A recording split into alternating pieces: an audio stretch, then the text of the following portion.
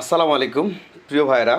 Italy VFS global থেকে একটি নতুন আপডেট এসেছে। দেখেন, সবসময় আমি একটা কথা বলি যে আমরা যে ধরনের ভিডিও প্রচার করি বা আমরা গ্রুপে যে ধরনের পোস্ট করি বা বিভিন্ন সোশ্যাল মিডিয়ায় আমরা যে ছবিগুলো পোস্ট করি, এগুলো কিন্তু ভিএফএস গ্লোবাল সবসময় নজরে রাখে এবং আমাদের সকল ভিডিও ভিএফএস গ্লোবাল দেখে।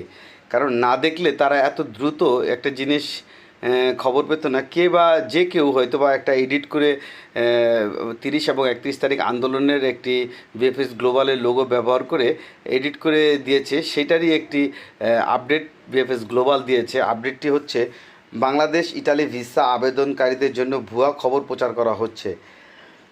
আমাদের নজরে এসেছে যে সোশ্যাল মিডিয়া প্ল্যাটফর্মে ভিএফএস গ্লোবাল নামে ব্যবহার করে একটি মিথ্যা বার্তা প্রচার করা হচ্ছে। সেখানে 30 এবং 31শে আগস্ট 2025 তারিখ ঢাকা ইতালি দূতাবাসের সামনে জনসমাবেশের আহ্বান জানানো হচ্ছে। আমরা স্পষ্টভাবে বলতে চাই যে ভিএফএস গ্লোবাল এই বার্তার প্রেরক নয় এবং আমরা এই ধরনের কোনো জনসমাবেশ আয়োজন বা সমর্থন করার সাথে জড়িত নই। আমাদের ভূমিকা কেবল সংশ্লিষ্ট কূটনৈতিক মিশনের নির্দেশনার ভিসা প্রক্রিয়াকরণের জন্য প্রশাসনিক সহায়তার মধ্যে সীমাবদ্ধ। আমাদের সকল ব্যক্তিকে সঠিক এবং হালনাগাদ তথ্যের জন্য কেবল ভিএফএস গ্লোবাল প্রাসঙ্গিক দূতাবাস কর্তৃপক্ষের অফিসিয়াল যোগাযোগের উপর নির্ভর করার পরামর্শ দিচ্ছি। এর অর্থ হচ্ছে, আমরা যে ভিএফএস গ্লোবালে যে যাই বলি না কেন, যে ধরনের তথ্য আমরা প্রচার করি না কেন, আমরা যাই বলি না কেন, ভিএফএস গ্লোবাল আমাদের সকল ভিডিও তারা দেখে এবং তারা সব কিছুই জানে।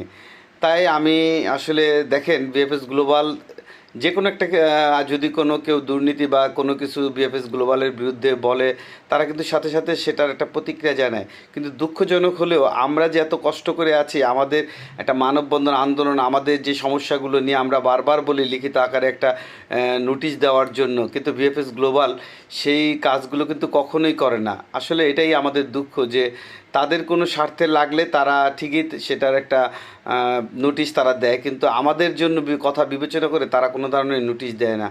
আসলে এটাই বলার জন্য আপনাদের এই ভিডিওটি করা। আসসালামু আলাইকুম, সকালে ভালো থাকবেন।